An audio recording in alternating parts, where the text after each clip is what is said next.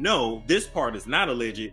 Jay-Z and his team, they have been ducking and dodging taking the DNA test. We all heard the whispers, the late-night rumors, the barbershop debates, the quiet lawsuits that seemed ready to explode and burst Jay-Z's carefully polished billion-dollar balloon.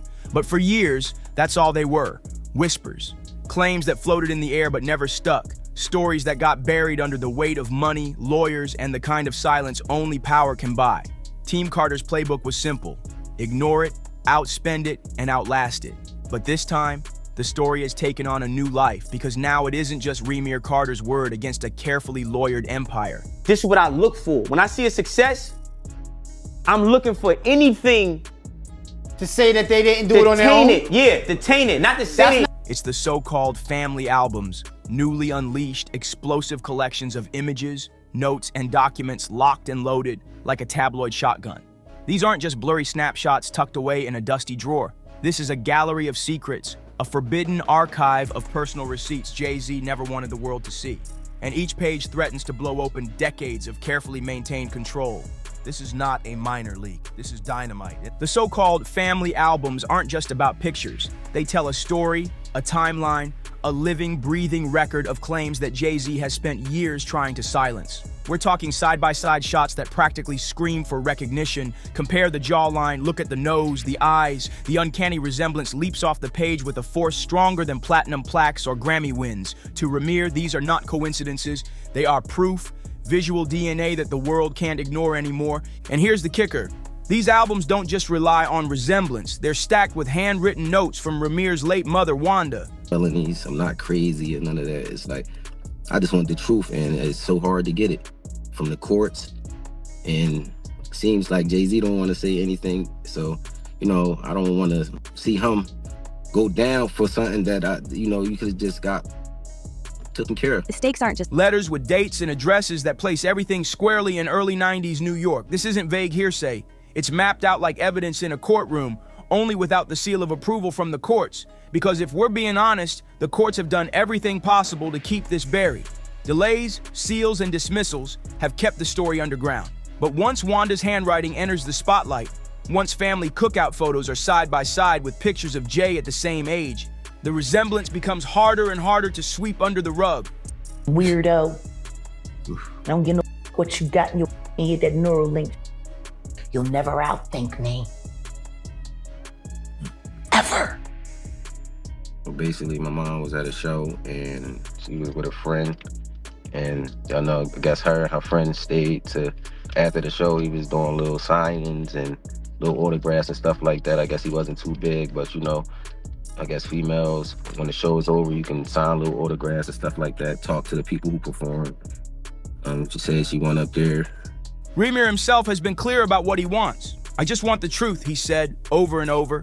He doesn't posture like a tabloid grifter chasing a payout. He frames himself as the last honest voice in a room full of bots and silence. He's not threatening violence, not making wild demands. He's asking for recognition, for acknowledgement. And when the legal system keeps slamming doors, when Jay-Z keeps hiding behind expensive attorneys, the only option left is to go public. That's what makes these leaks so dangerous for the Carter empire, because they're not just about one young man's claim. They build a timeline that refuses to fit inside Jay-Z's carefully curated biography. For decades, Jay-Z has told us his story. The Marcy projects, the drug dealer turned rapper narrative, the climb from the bottom to global mogul. But these documents, they suggest a parallel timeline. And I'm not saying allegedly. Oh. I'm saying, Sean Carter, you're a piece of shit. Taking Pimp C wasn't bad enough. You just want to go down there and you want to just remove all of the balls from every real gangster in Houston. One where Jay wasn't just a hustler turned rapper, but also a young man who left behind connections, responsibilities, and children that didn't make the official narrative. One of the most damning pieces is a letter Wanda allegedly wrote in the early 90s. In it, she details her brief but life-altering connection with a young Sean Carter. It reads like a time capsule, full of the slang, the grit, and the addresses of that era. It's the kind of document you can't just wave away as fake without inviting deeper questions, because the details fit the timeline too well. And if even one piece of it holds up in a court of law, the whole house of cards starts to wobble. And the whispers don't stop there, because in every legend story, there's a queen, and this one is no different. Enter Beyonce. For years, there's been talk that her influence stretches far beyond the stage, that behind closed doors she has been pulling invisible strings to make sure these accusations never gain real traction. Industry insiders whisper that Mrs. Carter is nobody's fool. Her public image is empowerment, sisterhood, unity. I want you to think about this.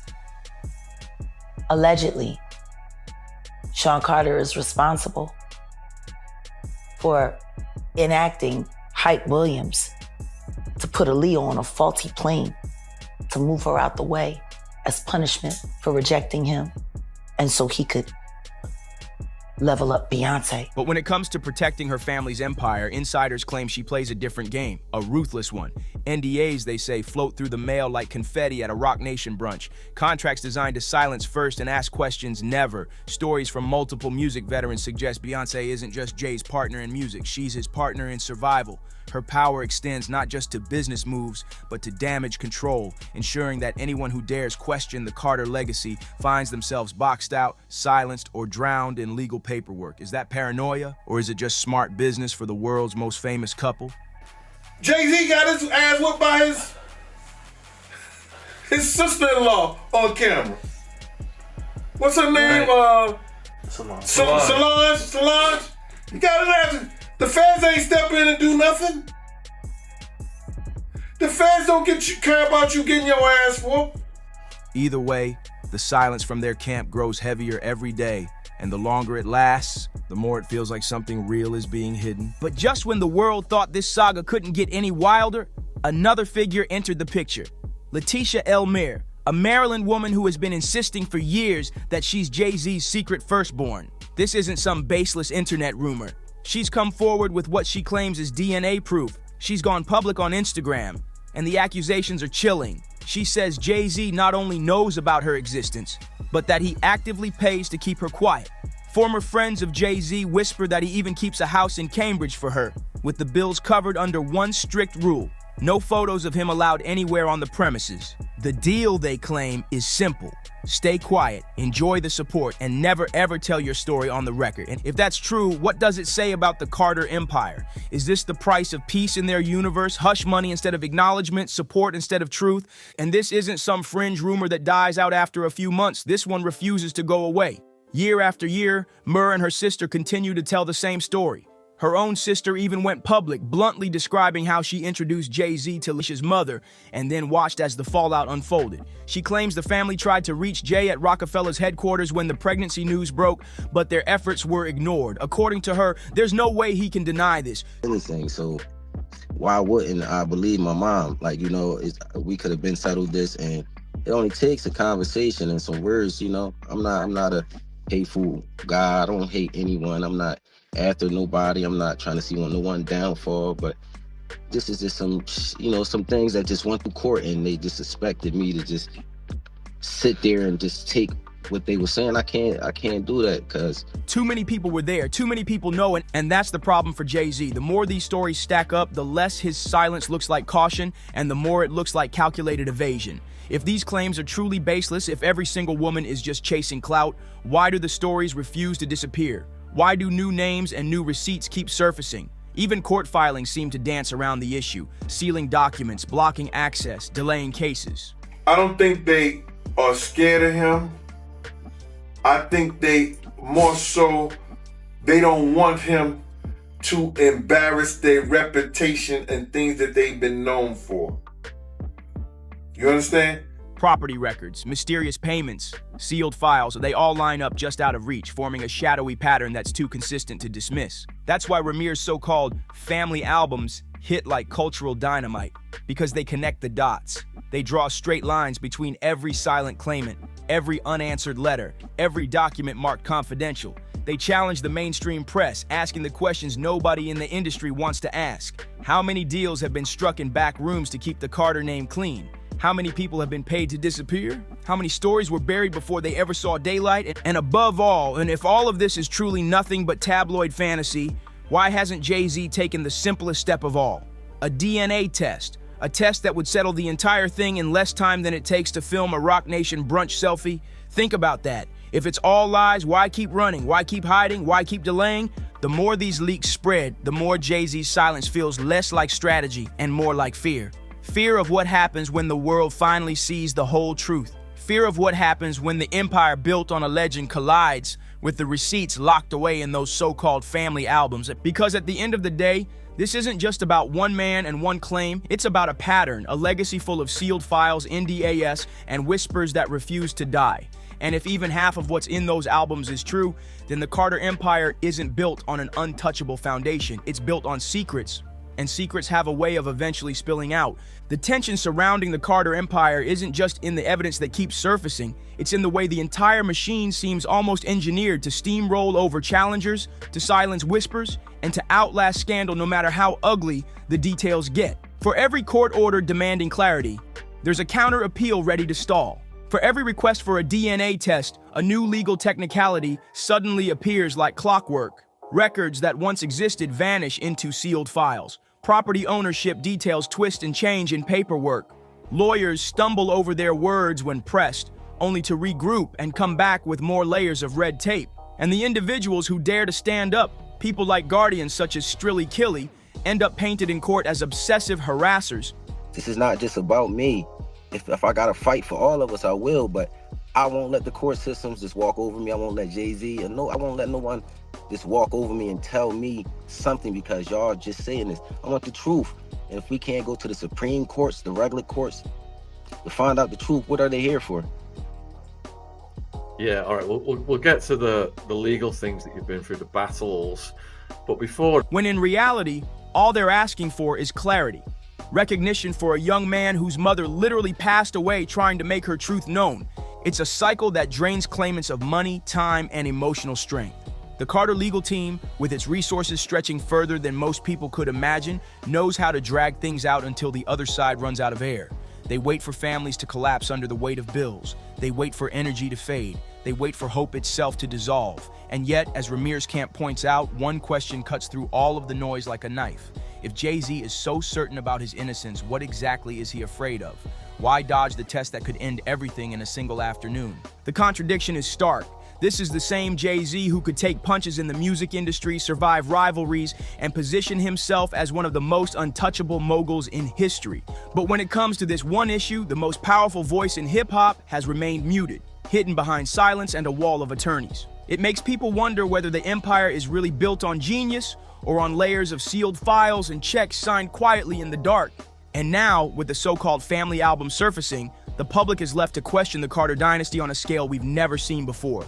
This isn't just about paternity anymore. This isn't just about whether one man fathered one son. No, this has blown open into a story about power itself, about who gets to decide the narrative and who gets erased from history entirely.